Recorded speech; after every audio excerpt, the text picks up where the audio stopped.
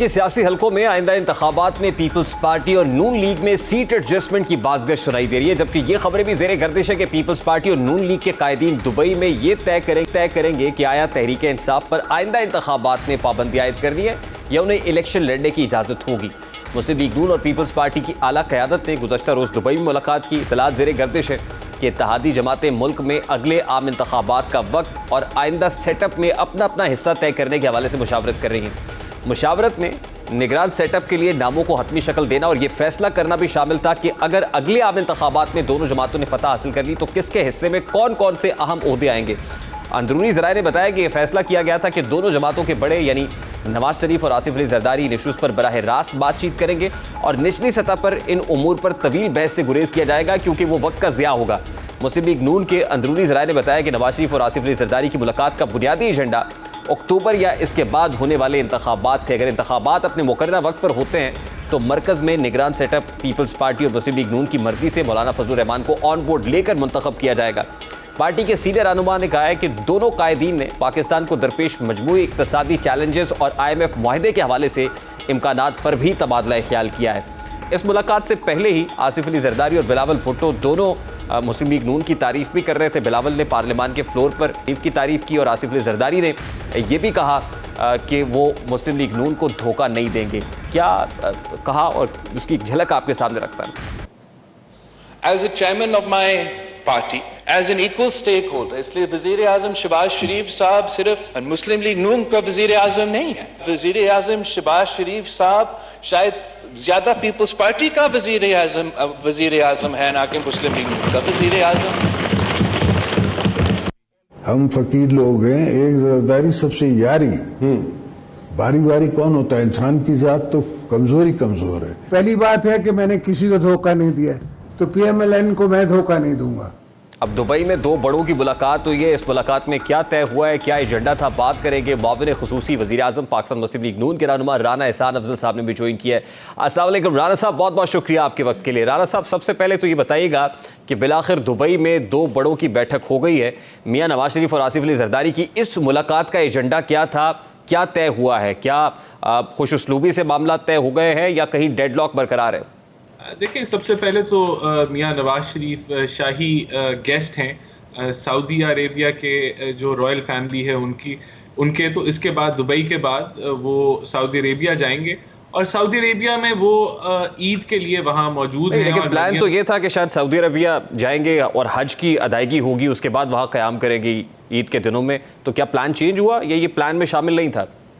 नहीं, देखें, UAE के अंदर भी जो UAE की रॉयल फैमिली है उससे भी उनकी मुलाकातें थीं। उसके अलावा जो है वहाँ जब वो क़याम करेंगे तो पीपल्स पार्टी की क़यादत के साथ भी मुलाकातें हैं और जो पार्टी के मुख्तलिफ फ़ैसले हैं उसके ऊपर भी डिसीजन मेकिंग होनी है कि इलेक्शन में पार्टी ने किस तरीके से जाना है, क्या कोई कोलिशन की सूरत हाल में जाना है या अपने मैनिफेस्टो के ऊपर जाना है। इसी तरीके से कोई एडजस्टमेंट्स हो सकती, सीट एडजस्टमेंट्स के क्या मामलात हैं। और क्योंकि हुकूमत अब इख्तिताम पजीर है और चंद हफ्ते अब हुकूमत के रह गए हैं उससे पहले कि असेंबलीज डिज़ोल्व हो जाएं, तो इलेक्शन की तैयारियां और उसके ऊपर क्या लाएमल होना चाहिए, ये सारे मामलात जो हैं वो ज़ेर बहस रहेंगे। और हमारे काफ़ी पार्टी के मेंबर्स जो हैं वो भी दुबई जाएंगे और उनसे वहाँ मियाँ नवाज शरीफ साहब की मुलाकातें होंगी। तो डिफरेंट पहलुओं के ऊपर जो है वहाँ वो हैं। पाकिस्तान में सरमायाकारी के ऊपर भी जो है वो भी टॉपिक ऑफ डिस्कशन है, मईशत भी डिस्कशन है।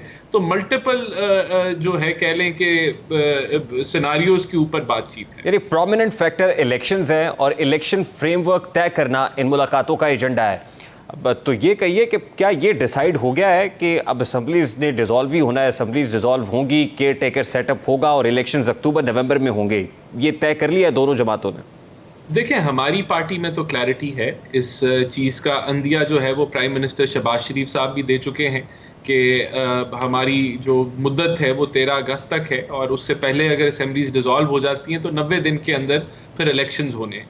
तो ये और वो इलेक्शंस की डेट जो है वो इलेक्शन कमीशन ने अनाउंस करनी, ये चीज़ खुद प्राइम मिनिस्टर शहबाज शरीफ साहब बयान कर चुके हैं। और यही मौक़िफ़ हमारे जमात का है कि इलेक्शंस जो हैं वो जल्द अज जल्द हो जाने चाहिए मुद्दत पूरी होने के बाद। नहीं, ये कंसेंसस है within two major political stakeholders, political parties PMLN और PPP में कि इसी साल इलेक्शंस हो जाने चाहिए। मेरे ख्याल से तो पीपल्स पार्टी का भी यही मौक़िफ़ है। जितना मेरी उनकी लीडरशिप से इंटरेक्शन हुआ है, उन्होंने किसी ने ये नहीं कहा कि इलेक्शन जो है वो आगे डिले हो जाने चाहिए। बाकी वहाँ इस मामले के ऊपर डेफिनेटली बातचीत होगी। हमारी पार्टी का मौक़िफ़ क्लियर है और पीपल्स पार्टी जो पब्लिक एरिना में बयान दे रहे हैं वो भी यही दे रहे हैं। अच्छा, इंटरेस्टिंगली राणा साहब, इंटरेस्टिंगली ये जो इलेक्शन फ्रेमवर्क है इसमें निगरान सेटअप में कौन होगा, केयर टेकर प्राइम मिनिस्टर कौन होगा, ये बातें तो उमूमन हुकूमत और अपोजिशन के माबैन तय होती हैं।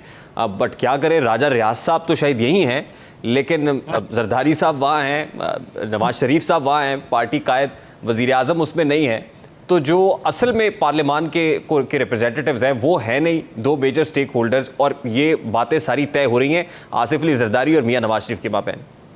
नहीं, आपने बिल्कुल दुरुस्त फरमाया कि ये गवर्नमेंट और ऑपोजिशन के दरमियान में तय होती हैं।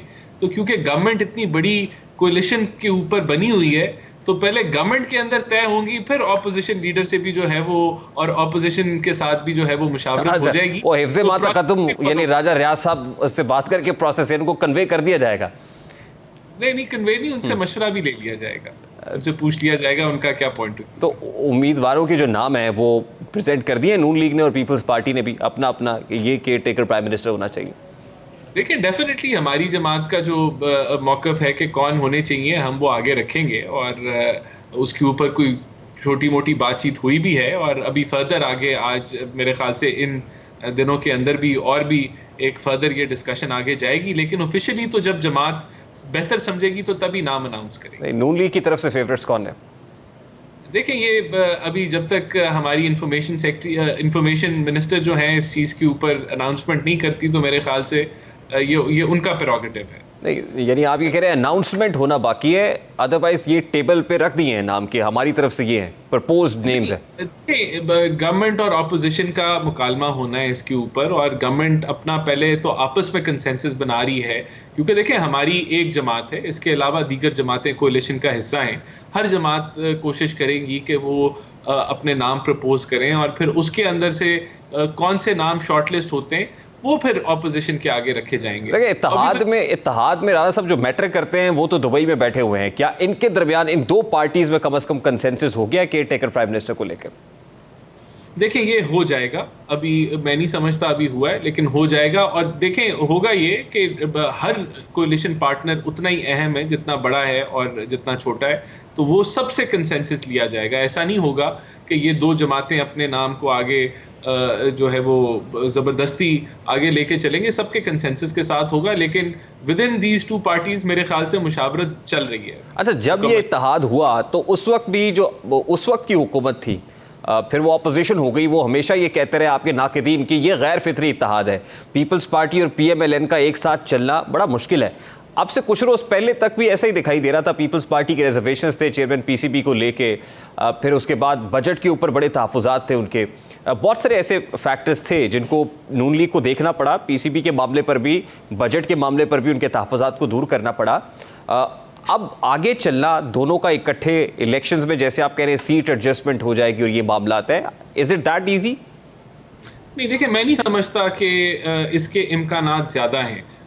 मैं समझता हूँ कि मुमकिना तौर पे PMLN अपनी ही मैनिफेस्टो के ऊपर इलेक्शन लड़ेगी और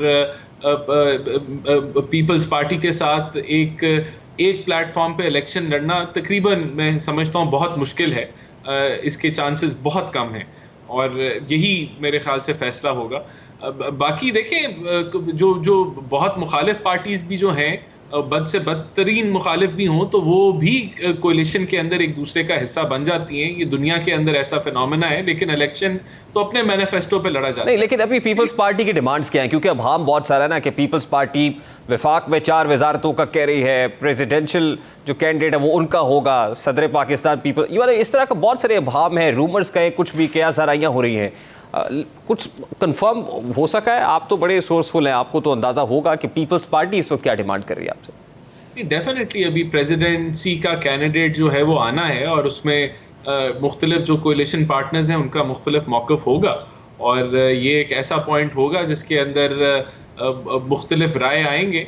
क्या चीज़ फ़ाइनल होती है वो तो फिर अब वक्त आने पे पता चलेगा, लेकिन ये सारी चीज़ें, ये सारे मौजू जो हैं मैं समझता हूँ ज़ेरे बहस हैं और इस पे जब कोई हतमी फैसला होगा तो ये ज़रूर इस पे अनाउंसमेंट आ जाएगी। अच्छा, लास्टली राणा साहब, जैसे आपने कहा कि यूएई रॉयल फैमिली के भी मेहमान है और फिर सऊदी रॉयल फैमिली के भी मेहमान होंगे, ये आप कह रहे हैं, तो ये जो कुछ हो रहा है इस वक्त, इस पे जो इंटरनेशनल इस्टेब्लिशमेंट है क्या वो भी ऑन बोर्ड है? मतलब as far as gulf countries are concern और वहाँ रॉयल फैमिलीज तक अगर बात पहुँच गई है तो क्या वो भी ऑन बोर्ड है?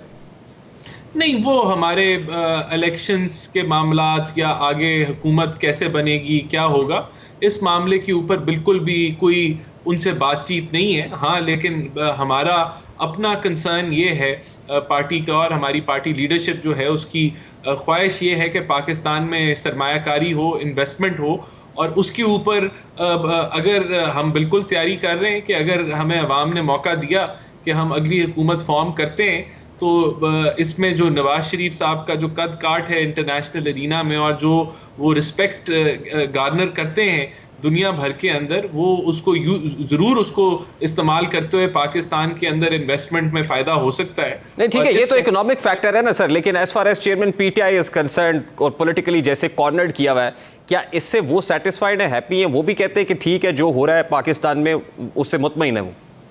देखिए, दुनिया में बड़ी क्लैरिटी है और जहाँ कहीं इस तरह की प्रोपेगेंडा करने की कोशिश की गई कि ह्यूमन राइट्स वायलेशन हो रही है, वहाँ दुनिया को ये भी बताया जा रहा है कि अगर आपकी तनसीबात के ऊपर, आपकी प्रेसिडेंसीज के ऊपर, आपकी आर्मी के ऊपर हमलावर हो तो उनका रद्द-ए-अमल हमारे से कहीं गुना ज़्यादा सख्त है। तो वो एक तो प्रोपेगेंडा की जंग है जो मीडिया पे है, सोशल मीडिया पे है, और दूसरे वो हकायक हैं जो हम जिसके बारे में हम ब्रीफ करते हैं, फॉरेन ऑफिस ब्रीफ करता है कि क्या सच है। तो मेरे ख्याल से ये इंटरनेशनल कम्युनिटी जो है वो दोनों साइडों को देखती है और बहुत जल्दी कोई फैसला नहीं करती। इसके ऊपर पाकिस्तान में जो कुछ हो रहा है वो आइन और कानून के मुताबिक हो रहा है। बहुत बहुत शुक्रिया। राना एहसान अफजल साहब हमारे साथ मौजूद थे।